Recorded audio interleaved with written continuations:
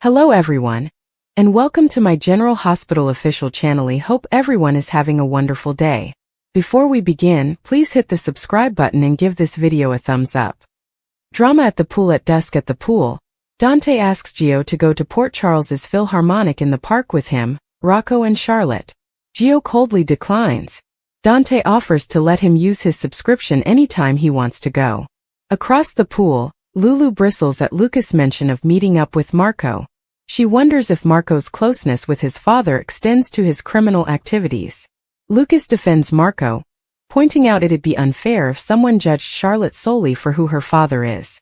Well played, my friend, Lulu says, relenting. She just wants him to be careful. Lucas leaves, assuming that Marco and he have crossed wires. A drunk guy flirts with Lulu as she lounges by the pool. When he won't take no for an answer, Gio threatens to call security. The guy steps away and falls into the pool. At the Quartermain mansion, Rocco and Danny fill in Jason and Brooklyn about their antics on their first day of work at the Metro Court pool. After the boys and Jason leave, Brooklyn looks at the file on Britt and Ben/Rocco. She flashes back to Lulu insisting she would never keep life-altering secrets from her children. Brooklyn heads out to pick up Deception's March financials, leaving the file behind with other work papers. Daisy gets a mystery guest after Sasha puts Daisy down in the nursery. Someone's shadow passes over the baby. Downstairs in the kitchen, Sasha meets with Felicia and asks her to be Daisy's godmother. Felicia would be honored. Sasha makes them tea as she gushes over how wonderful the Quartermains have been to her.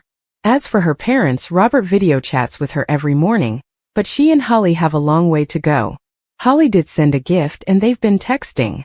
Being a mother now has made Sasha reevaluate Holly's choices. She's starting to see that she did what she could. Sasha hears Daisy fuss over the baby monitor, and Felicia leaves. In the nursery, Sasha panics to find Daisy facing the opposite direction in which she placed her, and wearing a different onesie. Brooklyn's heartbreak and carelessness. Dante finds Rocco and Danny filling Jason in on Gio not letting them swim in the Metro Court pool. Dante reminds them they have to act like employees and not entitled jerks. The boys agree and their dads send them to swim in the pool that's in their backyard. Dante tells Jason he was wrong about his hands-off parenting style. He now realizes Jason was just giving Danny the space he needed. Dante has never been like that with Rocco, but he has to be with Gio and let him call the shots. He's sorry he was so critical of the way he parents his son. Jason accepts his apology and urges him to trust Gio to figure things out. At the Metro Court pool, Brooklyn glares as her eyes well with tears.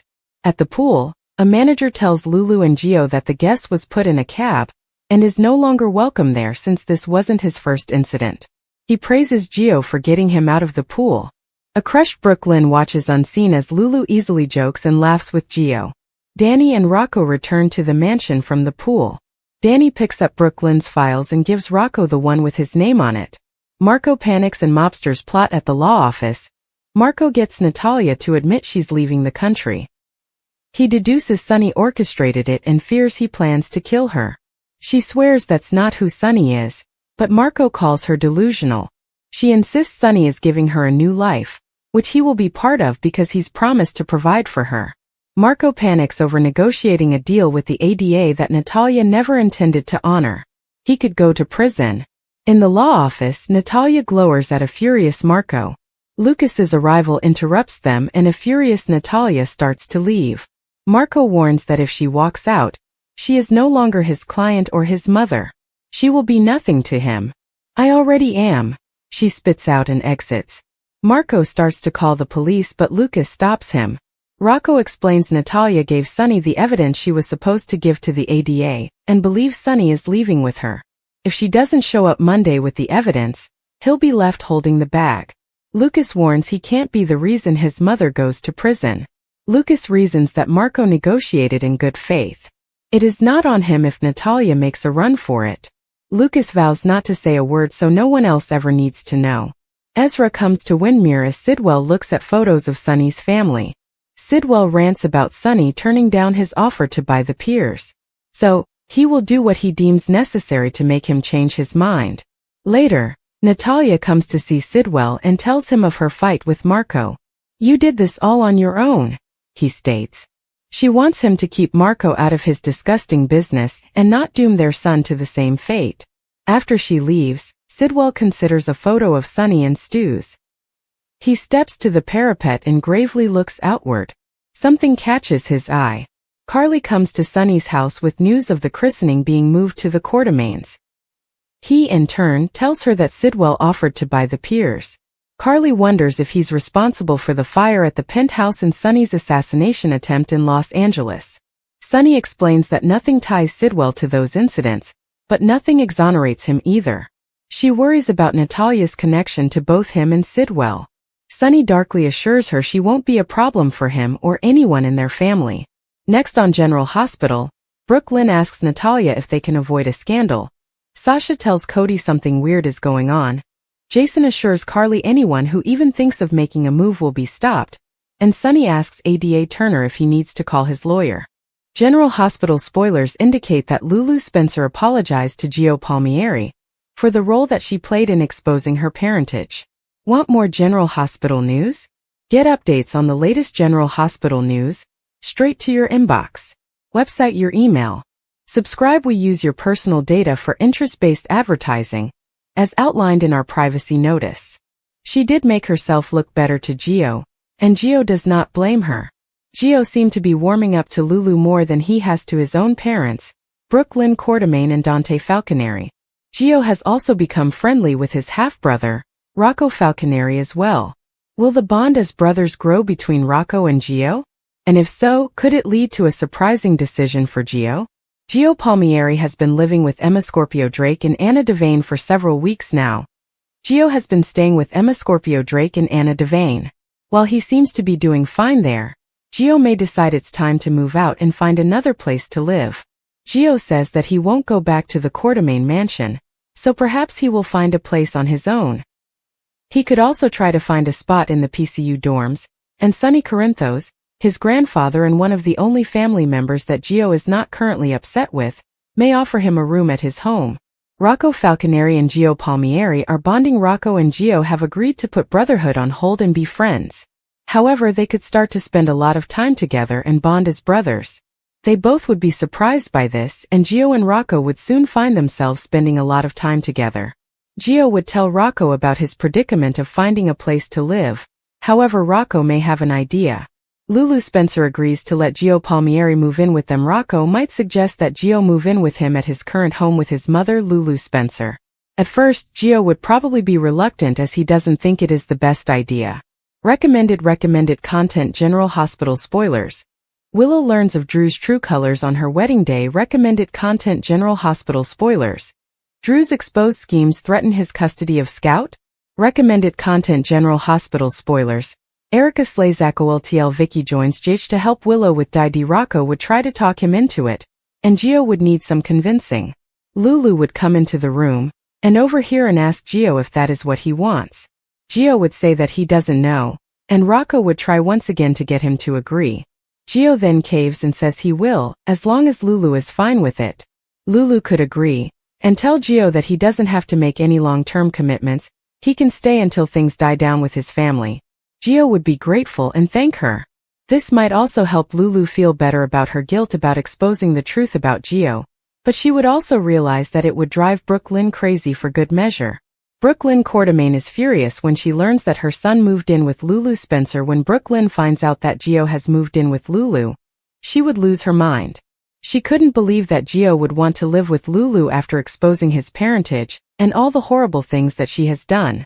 Gio would tell Brooklyn that at least Lulu is honest with him, no one else is. Brooklyn would confront Lulu and tell her that she knows that she is doing this just to get to her, and she vows to make sure to blow up Lulu's world. She could even threaten to tell Rocco the truth about how he was conceived. What do you think? What do you think? Do you think that Gio will want to move in with his brother, and therefore Lulu? Will Lulu agree to let Gio move in? Will Brooklyn vow to destroy Lulu now that she has lost her son once again? Keep watching General Hospital weekdays on ABC to find out what's next. And don't forget to check back right here for all your latest General Hospital information, news and spoilers. General Hospital spoilers are in for Friday, June 27, 2025. Fans can expect Brooklyn Quartermain and Natalia Ramirez to brainstorm. Jordan Ashford decides to keep her distance from Curtis Ashford. Elsewhere, Jason Morgan reassures Carly Spencer. Keep reading and let's talk about what is coming up in the ABC soap opera. Sasha Gilmore Corbin Gaslit. Let's begin with Sasha Gilmore Corbin and Daisy Gilmore Corinthos. Fans have watched as someone has been in the baby's room. They turn the music on, change the baby's clothes and change Daisy's position in the crib. Sasha has no clue what's going on, but she knows something is off. Sasha knows she's not losing her mind, but it seems someone is wanting it to seem that way. Read more. Find out what happened on the last episode of GH. Cody Bell's investigation. Sasha tells Cody Bell that something isn't right. Perhaps Cody will hide in the baby's closet or put a teddy bear camera up. I can see Cody finding evidence that someone is trying to make Sasha think she's bonkers. Later, everyone gathers for Daisy's christening. Jordan Ashford's distance fans watched as Jordan and Curtis bonded and remembered memories. There was nothing inappropriate going on, but Portia Robinson has always been insecure romantically. In fact, Portia lashed out at Jordan after seeing the two at the pool together. Even though Jordan isn't doing anything wrong, she knows she's starting to have feelings for her ex-husband again. Jordan might not like Portia, but she wants Curtis to be happy. Recommended content to early week spoilers June 30th to July 4th. Willow's quick wedding, Vaughn's clever scheme, Sunny's threat. Recommended content General Hospital spoilers. Brooklyn furious when Gio moves in with Lulu. Recommended content General Hospital spoilers Tuesday, June 24th. Willow's threat, Drew's major info, Jordan's demand, Tracy's bombshell. However, her feelings are getting too strong. Jordan tells Anna Devane that she feels like she has to stay away from Curtis. Now, Jordan isn't intimidated at all by Portia. So, the only reason I see for her distance from Curtis is her own heart. Elsewhere, Portia tries to talk to Curtis, but he rebuffs her. Read this. General Hospital spoilers. Kathleen Gotti drops major hint about Kelly Thibault's return Friday, June 27, 2025. In the next episode, fans will also see Sonny Corinthos ask if he needs a lawyer. Jason and Carly take a walk down memory lane. The right-hand man will also reassure the blonde. Anna faces some tough questions. Jocelyn Jack suggests Michael Corinthos not let Willow Tate darken Daisy's christening. Plus, BLQ and Harrison Chase make a realization. In a preview clip, BLQ talks to Natalia about how to avoid a scandal. Which storyline are you looking forward to seeing the most? Share your thoughts in the comments section below. Remember to keep watching the soap on ABC to find out what is coming up next. Be sure to catch up on everything happening with GH right now. Come back here often for General Hospital spoilers, news and updates. June Lockhart of Lost in Space and Lassie fame joined the cast of General Hospital in 1984 as Mariah Ramirez, grandmother of Felicia Cummings, played by Christina Wagner. Now Wagner is paying tribute to her TV grandma on the occasion of her 100th birthday. Centennial celebration. June Lockhart of General Hospital. Happy 100th birthday, June Lockhart. Amazing from the moment I met her 40 years ago. Wagner wrote on X, reposting a tweet from Casey Guy, who shared an image of Wagner and Lockhart from General Hospital in 1984. The beloved actress spent the day with her daughter and granddaughter. Her daughter made her a cheesecake, her favorite. In an interview with Eileen Prose, host of Good Day, on WCVB-TV in Boston, Lockhart was asked about coming onto daytime drama at a time when it was en vogue for film and primetime stars to do a soap opera. I sought it out, as a matter of fact. Lockhart told Prose about how she came to be cast on General Hospital. I wanted to do a soap opera for a long time. I have never done one. I thought it was something I ought to get into. Of course, if you're going to do one, why not do the best? GH is the best. Of the late Gloria Monty, who was producing GH when Mariah came onto the show, Lockhart raved, "What a great woman." She adds, "The part came up. I read for it. Then they hired me. There was no question as to whether or not I'd do it." Lassie to Lost in Space to General Hospital. Lockhart had a firm grasp of Mariah's backstory. She noted it was based partially on Maximilian I of Mexico. Dig this. Lockhart enthused. "I am a princess.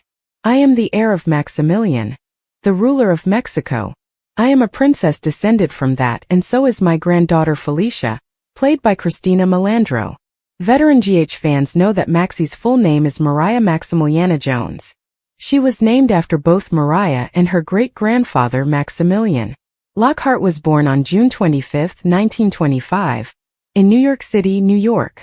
Her parents were Jean Lockhart, a Canadian-American actor, and Kathleen Arthur Lockhart, who was born in England. Lockhart attended the Westlake School for Girls in Beverly Hills, California. She made her film, A Christmas Carol, in 1938. After appearing in the film Lassie, Lockhart worked with the collie again in the TV series of the same name. Next came her role as matriarch June Robinson in Lost in Space. After the passing of B. Bernadette, Lockhart was cast as Dr. Janet Craig for the final 2 seasons of the sitcom Petticoat Junction. Lockhart added nighttime soaps to her resume courtesy of her role as Dr. Sylvia Haywood on The Colbys in 1986. Jason vows protection, Sasha freaks out, Sonny's predicament, and BLQ's scandal. Port Charles explodes with drama. The tension in General Hospital has reached a boiling point as explosive storylines collide, leaving Port Charles residents scrambling to protect their loved ones, outrun their pasts, and survive the fallout of shocking revelations. From Jason Morgan's fierce vow to keep his family safe to Sasha Gilmore's spiraling breakdown, Sonny Corinthos' dangerous dilemma, and Brooke Lynn Quartermain's scandalous exposure, the drama is relentless. Jason's unbreakable vow. No one touches my family. Jason Morgan has always been Port Charles's most feared enforcer, but when threats circle too close to home, his protective instincts shift into overdrive. After a recent attack on Sam McCall and Danny, Jason makes it clear that he will eliminate anyone who endangers his family. His cold, calculated warning echoes through the criminal underworld. You come after them, you answer to me. But this time the danger isn't just from rival mobsters. A new player has entered the game, one with a personal vendetta against Jason. Clues point to a vengeful former ally from his past, possibly connected to the late Caesar Faison's schemes. A hidden enemy using Sonny's recent instability to weaken Jason's position. A wild card, someone Jason never saw coming. As Jason tightens security around his loved ones, Carly and Drew grow increasingly uneasy. Will Jason's warpath lead to more bloodshed? Or will he uncover the true mastermind before it's too late? Sasha's downward spiral. A cry for help goes unheard. Sasha Gilmore's life has been a never-ending nightmare since the death of her son, Liam, and her forced institutionalization under Dr. Montague's care. Now, despite being back in Port Charles, she's far from safe. Haunted by hallucinations and paranoia, Sasha is convinced Gladys Corbin is still manipulating her. And she might be right. Her erratic behavior reaches a breaking point when she publicly accuses Cody Bell of working with Gladys, leading to a heated confrontation. She collapses at Maxie's fashion launch, muttering about them watching her. Brando's ghost appears in another hallucination, leaving her sobbing in the streets. With Felty lurking in the shadows and Gladys still pulling strings, Sasha's mental state is deteriorating fast. Will anyone, Chase, Dante, or even Lucy, step in before she completely loses herself? Or is Sasha destined for another tragic breakdown? Sonny's impossible choice. Power or family? Moves behind bars, Sonny's empire is under siege. But the real conflict isn't just business. It's personal. Ava's recent discovery about Nina's SEC secret has given Sonny leverage, but using it risks destroying his fragile truce with Carly and Michael. Meanwhile, Dex Heller's loyalty is being tested, and Jason's return to full-time enforcement has shifted the power balance. Now Sonny faces an agonizing decision. Strike first and crush his enemies, even if it means burning bridges with his family. Step back and let Jason handle the war, but risk appearing weak in the eyes of his rivals. Make a deal with the devil, possibly even Selena Wu, to secure his position. One wrong move could cost him everything. And with Nina growing suspicious of his sudden distance, Sonny's double life is on the verge of exposure. Brooke Lynn's scandal. The truth comes out. Brooke Lynn Quartermain's reign at deception has been triumphant, until now. Just as she's solidifying her power, a bombshell drops. Her secret alliance with Tracy to manipulate the company's stock is exposed. The fallout is instant. Maxie feels betrayed, realizing Brooke Lynn used her trust to push her agenda. Lucy demands answers, threatening to pull her investment. Ned, still struggling with his amnesia, senses something is off but can't piece it together. Worse, the scandal reaches ELQ's boardroom where Michael, Port Charles on the brink. Explosive showdowns loom as lives hang in the balance. The quiet before the storm has ended in Port Charles as multiple crises converge in what may become the most explosive week in recent memory. The city's power players find themselves backed into corners with no easy exits, while those caught in the crossfire face impossible choices that will reshape relationships forever. Jason Morgan, the beast unleashed. The normally unflappable Jason Morgan has reached his breaking point. After discovering surveillance footage showing an unknown assailant stalking Danny near the hospital, the legendary enforcer makes a chilling declaration to his inner circle. The gloves come off now. His war plan includes activating dormant security protocols at all family residences, personally interrogating known associates of Sonny's rivals, deploying a network of informants even Carly doesn't know about. But when the trail leads shockingly close to home, potentially implicating someone in the Corinthos organization, Jason faces an agonizing test of loyalty versus protection. The scene of him standing over a bloodied interrogation subject while coldly stating, "You picked the wrong family to target," may go down as one of GH's most brutally effective moments. Sasha Gilmore. A house of mirrors crumbles. Sasha's fragile grip on reality shatters completely in a harrowing sequence that sees her smashing all the mirrors at the Metro Court Spa, screaming about them watching through the glass, mistaking Maxie for a resurrected Gladys during a fashion show rehearsal, collapsing in Brando's old garage while begging his ghost for forgiveness. The most heartbreaking moment comes when a disoriented Sasha stumbles into Kelly's, sees Willow and tearfully asks, "Can you bring my baby back too?"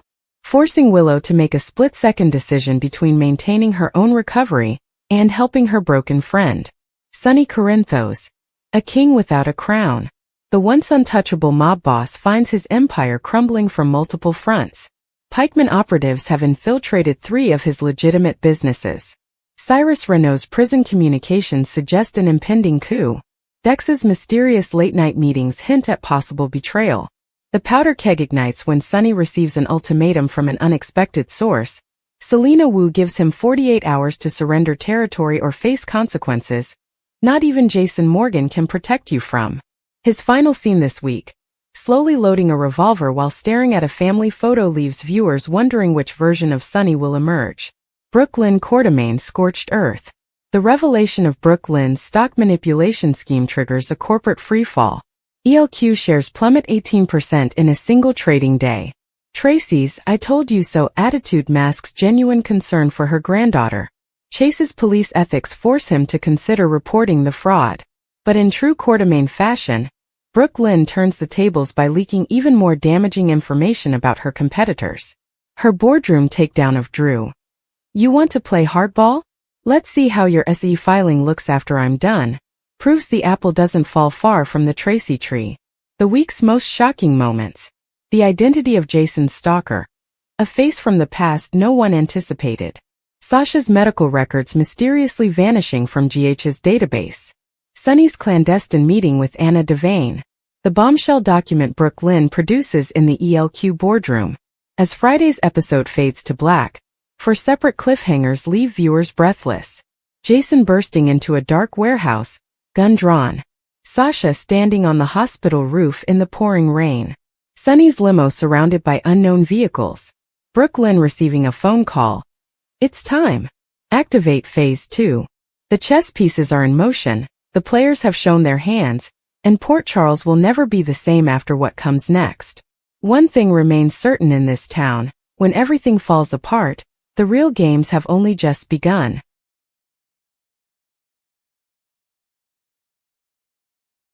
The powder keg that is Port Charles has finally detonated in an earth-shattering series of events that will leave permanent scars on everyone involved. As alliances shatter and hidden truths explode into the open, our favorite characters find themselves in a deadly game where the rules have changed and the stakes have never been higher. Jason Morgan. The unseen enemy revealed. Jason's protective mission takes a shocking turn when forensic evidence leads to an unthinkable conclusion.